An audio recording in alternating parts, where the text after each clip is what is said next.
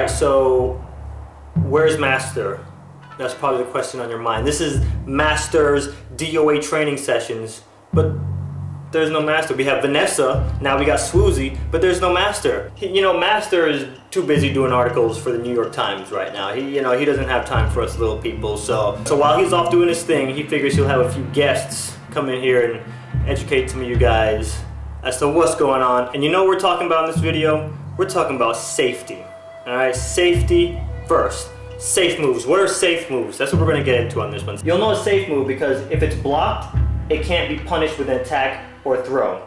That's a safe move. Alright, if you're going to jump into this high level pool and play with the big kids, you got to learn what safe moves are, okay? It's the fundamentals to high level play. You're going to need to be able to differentiate a safe move from an unsafe move.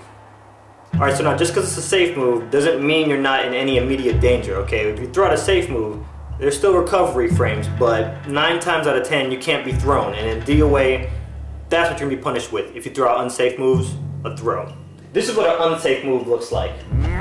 Lots of recovery frames, easy throw. Now this is what a safe move looks like, and I'm going to try to have the opponent grab me after it's done. Now when you're using safe moves, you still have to respect the fact that you're in recovery frames. Now your opponent still has a small advantage over you because, I mean, just all he needs is a little window and he can grab you or punish you however he wants. Now, safe moves are usually used so you can try to get a hit in or stun your opponent when they're not expecting it. Safe moves are also a good way to sneak in a good crush in hopes to avoid a possible throw or an attack that's a true mid. This technique helps limit your opponent's options. Another good use for safe moves is you'll throw out a safe moves, and then when the opponent sees an opening or thinks they have an opening, you can launch them. Now see, my favorite thing to do with safe moves is I use them as bait. So Master likes to do this too. Be careful when you ever play him because he's a sneaky little guy. So I like to give him a taste of his own medicine with this.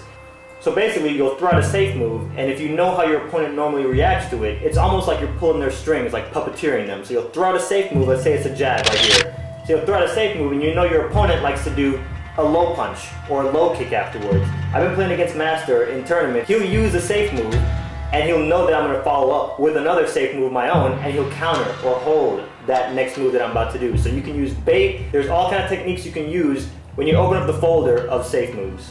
Now just because you're using safe moves doesn't mean you're invincible, just so we're clear about that, because your opponent could be just as knowledgeable about the situation as you think. Normally people don't try to throw you after a safe move. Expect the unexpected, because at high level play, randomness can get you W's.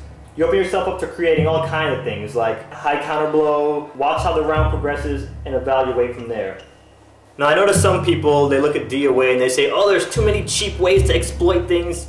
Alright, you can look at it however you want, but it's strategy, people. When you have this many layers of strategy going into any particular round, you're going to get people that complain. So when you start figuring your way around the safe moves, there's a whole nother department that you guys are going to open up. Now they might seem like a superior or a cheap kind of technique, but then we open up a whole nother chapter, and that's how to punish safe moves.